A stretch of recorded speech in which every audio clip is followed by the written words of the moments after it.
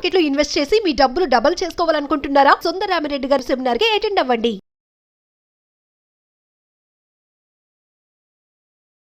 నమస్తే, welcome back to Suman TV. Present మనతో పాటు ఉన్నారు stock market analyst Sundar Rama Reddy గారు.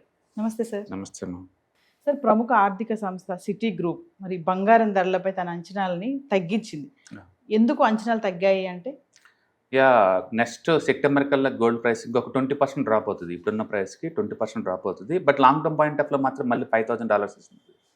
అంటే లాంగ్ టర్మ్కి పాజిటివ్నే, బట్ షార్ట్ టర్మ్లో మాత్రం బేరిష్గా ఉండొచ్చు అని చెప్తుంది. ఎందుకంటే ఒకటి రీసెంట్గా అమెరికాలో ఎంప్లాయ్మెంట్ రేట్ బాగా తగ్గిపోయింది. అక్కడ అందరికి జాబులు వస్తున్నాయి. మనం ఏమనుకుంటున్నాం, ఇండియా లాగా అన్ఎంప్లాయ్మెంట్ ఎక్కువ అవుతుంది, అమెరికాలో ఏ వాళ్ళు జాబ్స్ ఊడుతున్నాయి అనుకుంటున్నారు. బట్ గ్రౌండ్ రియాలిటీ ఏంటంటే అక్కడ జాబ్స్ ఏం ఊడినట్టు ఎవిడెన్స్ లేదు. అది ఇంకా ఎక్కువ మంది జాబ్స్ క్రియేషన్ జరుగుతున్నట్టు అక్కడ ఎవిడెన్స్ ఉంది. రెండోది, కంపెనీ రిజల్ట్స్ అని చాలా బాగున్నాయి అక్కడ. మొన్న గూగుల్ రిజల్ట్ వచ్చింది, అది 15 లక్షల కోట్ల ప్రాఫిట్ 1 ఇయర్లో. 15 లక్షల కోట్ల ప్రాఫిట్. అండ్ ఆ కంపెనీ ఆల్మోస్ట్ 10 లక్షల కోట్లతోటి అప్పులు చేసి మరి ఎక్స్పాండ్ చేస్తున్నారు. ఇంకా ఊహించండి, ఒక కంపెనీ 10 లక్షల కోట్లతోటి ఎక్స్పాన్షన్ ప్లాన్ చేస్తున్నారు వరల్డ్ వైడ్గా. అంటే మనమున్న ఈ ప్రపంచంలో పీక్ లెవెల్లో ప్రొడక్టివిటీ నడుస్తుంది అక్కడ. అంటే ఒకవైపు యుద్ధాలు, మన దేశంలో అంటేనేమో ఆయిల్ ధరలతో అల్లాడిపోతుంది రూపీ డాలర్. ఒక్కొక్క అమెరికాలోనే ఒక్కొక్క కంపెనీ లక్షల కోట్లు పెట్టి ఎక్స్పాన్షన్ చేసుకుంటూ వెళ్ళిపోతున్నారు వాళ్ళు. అంటే దాని మీద డిఫరెంట్ టైప్ ఆఫ్ వరల్డ్లో ఉన్నాం. మొత్తానికి ఇదేం చెప్తుందంటే టెక్నాలజీ మొత్తం కూడా చాలా స్ట్రాంగ్గా ఉంది, చాలా వైబ్రెంట్గా ఉంది. అండ్ ఇన్కమ్కి అసలు ప్రాబ్లం లేదు, అన్ని ప్రాఫిట్ జోన్లో నడుస్తుంది. కాబట్టి ముందు రోజుల్లో వడ్డీ రేట్లు పెంచడం తప్ప తగ్గటాలు లేవు అంటున్నారు. వడ్డీ రేట్లు కనుక పెరిగితే మెటల్స్ అని కొలాప్స్ అవుతాయి. వడ్డీ రేటు కనుక పెరిగితే మెటల్స్ కొలాప్స్ అవుతాయి. డాలర్ కనుక స్ట్రాంగ్ అయిందంటే మెటల్స్ కొలాప్స్ అవుతాయి. కాబట్టి నెక్స్ట్ 2-3 మంత్స్ వరకు కూడా ప్రపంచవ్యాప్తంగా ఏ బ్యాంక్ కూడా వడ్డీ రేట్లు తగ్గించే స్టేజ్లో లేదు. కాబట్టి గోల్డ్కి డిమాండ్ ఉండకపోవచ్చు. కాబట్టి 20% కూడా డ్రాప్ అయ్యే ఛాన్స్ ఉందని చెప్పేసి అండ్ సిటీ వాళ్ళు రిపోర్ట్ ఇచ్చారు. వాళ్ళు రిపోర్ట్ ఇచ్చినందుకో లేదో వరల్డ్ వైడ్గా ఉన్న వీక్నెస్ వల్ల తెలియదు, కానీ మొత్తానికైతే గోల్డ్ డ్రాప్ అయింది. లాస్ట్ 2 days నుంచి డ్రాప్ అవుతూ ఉంది. అంటే ఈ మంత్లో ఇప్పటికే 9% డ్రాప్ అయింది గోల్డ్. ఈ ఒక్కరోజు 2%, అంటే ఈ మంత్లో 9%. లాస్ట్ 6 months నుంచి 0 రిటర్న్. లాస్ట్ ఇయర్ ఎలా బాగా ఇచ్చింది, స్టిల్ ఇప్పటికీ లాస్ట్ 1 yearతో పోల్చుకుంటే నీకు 29% ప్రాఫిట్లో ఉన్నావు స్టిల్. అంటే సిల్వర్ అయితే ఇంకా దారుణంగా ఉందండి. ఈ రోజు అయితే అది 1% డౌన్ అయింది. అండ్ 1 monthతో పోల్చుకున్నప్పుడు మాత్రం ఆల్మోస్ట్ అండ్ 23% డౌన్ అయింది లాస్ట్ 1 monthలో. ఓకే, అంటే సివియర్గా పడింది సిల్వర్ ఈ మంత్లోనే. అంటే మెటల్స్కి వాలటిలిటీ ఉంటే మాట నిజంగానే, బట్ ఈ రేంజ్ అయితే కాదు ఖచ్చితంగా. కాబట్టి ప్రస్తుతానికి ఆల్ మెటల్స్ అన్నీ కూడా అండ్ చాలా వీక్గా ఉన్నాయి డాలర్ స్ట్రాంగ్ అవడంతో. అండ్ వడ్డీ రేట్లకి తగ్గించరు, కావాలంటే పెంచారు అనే ఉద్దేశంతో ఇవన్నీ రాబోతుంది అనమాట. And more ever international brokers అందరూ కూడా అంత పాజిటివ్ లేరు అనమాట.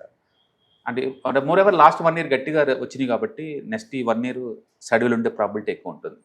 అంటే సిటీ గ్రూప్ లాంటి సంస్థలు సార్ ఇలాంటి అంచనాలు రావడానికి అంటే బ్యాక్గ్రౌండ్ కారణాలు ఏముంటాయి? చెప్పాను కదా, ఈ అమెరికాలో రిసెషన్ వచ్చే ఛాన్స్ లేదు, ఎకానమీ చాలా వైబ్రెంట్గా ఉంది. అండ్ రీసెంట్గా ఏంటంటే అన్ఎంప్లాయ్మెంట్ డేటా రిలీజ్ అయినప్పుడు అన్ఎంప్లాయ్మెంట్ తగ్గిపోయింది అక్కడ. అందుకని అన్ఎంప్లాయ్మెంట్ తగ్గింది కాబట్టి ఎకానమీ స్ట్రాంగ్ ఉన్నట్లు లెక్క. ఎకానమీ స్ట్రాంగ్ ఉంటే బ్యాంకు వడ్డీ రేట్లు తగ్గించరు. బ్యాంకులో వడ్డీ రేట్లు తగ్గిస్తున్నప్పుడు గోల్డ్ పరిగెత్తిద్ది, డాలర్ వీక్ అయితే ఇది పరిగెత్తిద్ది. బట్ ఆ రెండు స్ట్రాంగ్ అవుతున్నప్పుడు ఇంకా మెటల్స్ కొనాల్సిన అవసరం ఉంది. కాబట్టి వరల్డ్లో ఏదో చోట అన్సర్టనిటీ ఎక్కువ అవుతుంటేనే దీనికి అవసరం వచ్చింది అనమాట.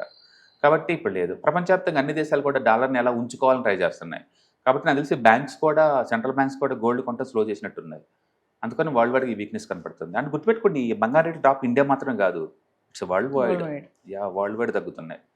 కాబట్టి ఇది ఎసెట్ కొన్న సైకిల్ నేచర్ అనుకోవచ్చు. ఓకే, ఏదేమైనా దీంతో పోల్చుకుంటే ఇప్పుడు ధరలు తగ్గుతాయి అనుకోవచ్చు సార్ బంగారం వెండి ధరలు? బేసికల్ చార్ట్ ప్రకారం చూసుకుంటే లేదు, ఇంకొక 5-10% డ్రాప్ అని పెద్ద ఆశ్చర్యం లేదు. మన సపరేషన్ థియరీ ప్రకారం చూసుకుంటే ఇంకొక 5-10% డ్రాప్ అయితే సూపర్ దగ్గరికి వచ్చేస్తుంది. మళ్ళీ అక్కడ నుంచి రివర్స్ అయ్యే ఛాన్స్ ఉంది. బ్రాడ్గా చూస్తే చాలా స్ట్రాంగ్ ఉన్నాయి charts, but short term point of లో మాత్రం చాలా వీక్గా ఉన్నాయి. అందుకని సిల్వర్ ఇంకా వీక్ అయ్యే ఛాన్స్ ఉంది, కానీ గోల్డ్ అయితే కొంచెం పర్వాలేదు. మొత్తానికి అయితే షార్ట్ టర్మ్లో వీక్నెస్ కనబడతా ఉంటుంది. ఎవరైనా ఇన్వెస్ట్ చేద్దాం అనుకుంటే ఎస్ఐపి రూట్లో కొనుక్కుంటే బెటర్ అనమాట. అందుకే నేను ఎప్పుడు లంసం పెట్టద్దు అంటాను. పెడితే ఏమవుతుందంటే ఈ టైంలో పెయిన్ ఎక్కువ ఉంటుంది. అంటే గుర్తుపెట్టుకోండి, లాస్ట్ ఇయర్ అంత వచ్చిన తర్వాత ఈ సంవత్సరం ఏమి ఎక్స్పెక్ట్ చేయమాకండి. ఇదే కదా ఏ ఎసెట్ అయినా సరే, ఏ ఎసెట్ పాజిటివ్ వచ్చింది అనుకోండి, అది కాంపెన్సేషన్ కింద 2-3 years ఆగిపోయే ఛాన్స్ ఎక్కువ ఉందన్నమాట. కాబట్టి ఈ సంవత్సరం నేను ఎక్స్పెక్టేషన్ పెట్టట్లేదు ఈ రెండింటి నుంచి. బట్ రిమైనింగ్ మెటల్స్ అయితే ఇండియాలో డిమాండ్ ఉంటుంది. ఏది మన ఐరన్, కాపర్, జింక్, వీటికైతే ఇండియాలో డిమాండ్ ఉంటుంది ఒకసారి ఎకానమీ స్టేబుల్ అయిన తర్వాత. బట్ వరల్డ్ వైడ్గా చూసుకుంటే కనుక ఈ రెండు వీక్ అవుతున్నాయి. Yes. అంటే వార్ ఎఫెక్ట్ కూడా పడుతుంది అనుకోవచ్చు అంటారా ఇప్పుడు gold, యాక్చువల్గా silver ఈ వార్ నుంచి ఏషియన్ కంట్రీల్లో కొన్ని కంట్రీస్ తప్ప ప్రపంచానికి అసలు ఈ వారికి సంబంధం లేదు. ఉమ్, ఏషియాలో అది పర్టికులర్గా లేదు. ఇండియా, చైనా కూడా అంతేం లేదు. అంటే మిగతా కంట్రీకి ఏమైందంటే ఏ స్టాక్స్ ఉన్నాయి వాళ్ళకి, yes. కొరియా వాళ్ళకి కానీ, జపాన్ వాళ్ళకి కానీ, తైవాన్కి కానీ, చైనాకి కానీ, వీళ్ళకి ఏంటంటే ఆర్టిఫిషియల్ ఇంటెలిజెన్స్ స్టాక్స్ ఉండటం వల్ల ఏంటంటే అవి 2x 3x ప్రాఫిట్ చూపుతున్నాయి ప్రయాణం. అంటే 100% గ్రోత్ ఉన్నాయి కంపెనీల్లో. వాటి వల్ల ఈ ఎఫెక్ట్ తగ్గిందనమాట. ఇండియా లాంటి కంట్రీస్కి ఏ స్టాక్స్ లేకపోవటం, రూపీ వీక్ అవటం వల్ల ఆయిల్తో సతమతం అవుతున్నాం అంతే. అందుకని మనం లోకల్ మనం ఒక్కళ్ళే వీక్ అవుతున్నాం. బట్ వరల్డ్ వైడ్ చూసుకుంటే కనుక ఏ కంట్రీలో సరే చాలా స్ట్రాంగ్. ఇక్కడ ఏమవుతుందంటే .com బబుల్ అప్పుడు మనం చూసుకుంటే ఆ టైంలో లేదు, 2000 అప్పుడు ఐటీ స్టాక్స్లో ఇన్కమ్ ఒకరి మామూలుగా ఉండేది. అప్పట్లో ఏఐ కానీ, ఏ ఇన్ఫ్రాస్ట్రక్చర్ కానీ, డేటా సెంటర్ కానీ పెద్దగా లేదు. ఇప్పుడేంటి మన 12వ తారీఖు లిస్ట్ కాబోతుంది స్పేస్ ఎక్స్. దాని వాల్యూషన్ ఎంత, 1.5 ట్రిలియన్. అసలు ప్రపంచ హిస్టరీలో ఒక company, startup company Yes. 1.5 trillion అంది. అలాంటిది ఏం లేదు. వాళ్ళు ఐపీఓకి వచ్చి జనాల దగ్గర కలెక్ట్ చేసే డబ్బు 5 లక్షల కోట్లు అండి.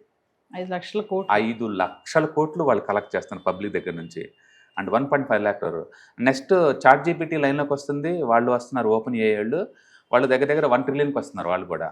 నెక్స్ట్ 2-3 monthsలో వరల్డ్ వైడ్గా పెద్ద అంత పెద్ద కంపెనీస్ ఐపీఓకి వస్తున్నాయి అంటే మీనింగ్ ఏంటి, వరల్డ్ ఎకానమీ బాగుంది కాబట్టి, వాటి క్రేజ్ ఉంది కాబట్టి అవి వస్తున్నాయి. కాబట్టి ఓవరాల్ చూసుకుంటే ఏఐ స్టాక్స్ హవా నడుస్తుంది. అవి ఉన్న కంట్రీస్ అన్ని ఎకానమీ బాగుంది. అవి లేని చోట స్టాక్ మార్కెట్లో పర్ఫార్మెన్స్ లేదు, మిగతా వాటిలో సఫర్ అవుతున్నాం. అందుకని ఎంటర్ చేసే మీద ఈ పాయింట్ ఆఫ్ టైంలో ఎక్కువ లోకల్ ఇష్యూస్ సఫర్ అవుతుందంటే ఇండియా వాళ్ళు, that to because of the అది క్రూడ్ అండ్ రూపీ వీక్నెస్ వల్ల అనమాట ఇది. Yes. అదర్వైజ్ మనం ఏ కానీ మినహాయిస్తే కొన్ని స్టాక్స్ బాగానే ఉంది. ఈవెన్ ఇండియాలో కూడా ఫార్మా సూపర్గా ఉంది, and wire and cables company సూపర్గా ఉంది. డేటా సెంటర్ సపోర్ట్ చేసే వైర్ అండ్ కేబుల్స్ అవి సూపర్గా ఉన్నాయి. అండ్ సిడిఎంఓ స్టాక్స్ బాగున్నాయి. అండ్ కొన్ని ఏరియాస్ స్టిల్ ఇండియాలో బాగున్నాయి. Pharmacy is good better right now. Next 2 years ఇండియాలో సేఫ్టీ ఎక్కడ ఉంది అంటే డాలర్లో డబ్బులు సంపాదించే కంపెనీస్లో ఏవైతే ఉన్నాయో వాటిలో ఉంది. అందుకని textiles and pharma and hospital sector is too good right now. Yes. వాటిల్లో రిస్క్ లేదు, సేఫ్టీ ఉంది. నెక్స్ట్ 1 or 2 years అందులో కూర్చోవడం బెటర్. ఈ మార్కెట్ ఎంతవరకు ఎలా ఉంటుందో మనకే తెలియదు. ఎందుకంటే ఈ టైపు వాలిటీ మనం ఇంతకుముందు చూడలేదు ఎప్పుడు, ఈ మధ్యకాలంలో ఎప్పుడు చూడలేదు అనమాట. ఎంత తిరిగినా సరే సాయంత్రకాలం వచ్చి నిద్రపోతుంది కిందకి. Yes. తిరిగినంత స్పీడ్గా వచ్చి మార్కెట్ కిందకి వెళ్తుంది.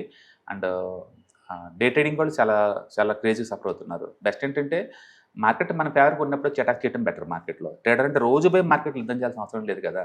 వాళ్ళ ఫేవరబుల్ కండిషన్ వచ్చేంతవరకు వెయిట్ చేసి ఆ టైంలో యుద్ధం చేయడం బెటర్. ఈ టైంలో సన్ రైజ్ మార్కెట్ దూరంగా ఉండడం బెటర్ అనమాట. కాబట్టి కన్జర్వేటివ్గా ఉంటే ఈ టైంలో సేఫ్టీ అంటిల్ మార్కెట్ స్టేబుల్ అయ్యేంత వరకు. మొత్తానికి అయితే వరల్డ్ వైడ్గా మనం చూసుకుంటే ఇండియన్ ఎకానమీ తప్ప మిగతా కంట్రీస్లో ఎక్కడైతే ఆర్టిఫిషియల్ ఇంటెలిజెన్స్ హవా నడుస్తుందో అవన్నీ బాగానే ఉన్నాయి. అంటే పెద్ద కంపెనీస్ అని ఐపీఓ కొత్తనే అంటే మీనింగ్ ఏంటంటే లిక్విడిటీ బాగున్నట్లు లెక్క అనమాట. టూ మంచి వాలిటిలిటీ జోన్లోకి వస్తున్నాం. ఇంకా ప్రపంచవ్యాప్తంగా వాలిటిలిటీ ఎక్కువ అవుతూ ఉంటుంది. దాని ఎఫెక్ట్ ఇండియా మీద ఇంకా ఎక్కువ పడుతూ ఉంటుంది. కాబట్టి మన మార్కెట్ ఈ 23,000 దగ్గర అటు ఇటు సఫర్ అవుతూ ఉంటుంది. Yes. Thank you. Hi, 1 day class room ఎన్విరాన్మెంట్లో ఆఫ్లైన్ వెబినార్ జరగబోతుంది. అండ్ ఇంట్రెస్ట్ ఉన్న పార్టిసిపెంట్స్ ఈ కింద స్క్రోల్ అవుతున్న నెంబర్కి రింగ్ చేసుకొని సీట్ బుక్ చేసుకోండి. దీంట్లో ETFs, index funds and mutual funds మీద completely and hand holding experience మీకు ప్రొవైడ్ చేయబడుతుంది. దీని ద్వారా ఏంటంటే మనం ఎసెట్స్ని స్టాక్ మార్కెట్లో ఎలా మేనేజ్ చేసుకోవాలి, ఎలా గ్రో చేసుకోవాలి, ఎలా ప్రొడక్ట్ చేసుకోవాలో అంటే ప్రాక్టికల్గా నేర్చుకుంటారు. కాబట్టి ఇంట్రెస్ట్ ఉన్న పార్టిసిపెంట్స్ కింద స్క్రోల్ అవుతున్న నెంబర్కి పింగ్ చేసి సీటు రిజర్వ్ చేసుకోండి. Thank you.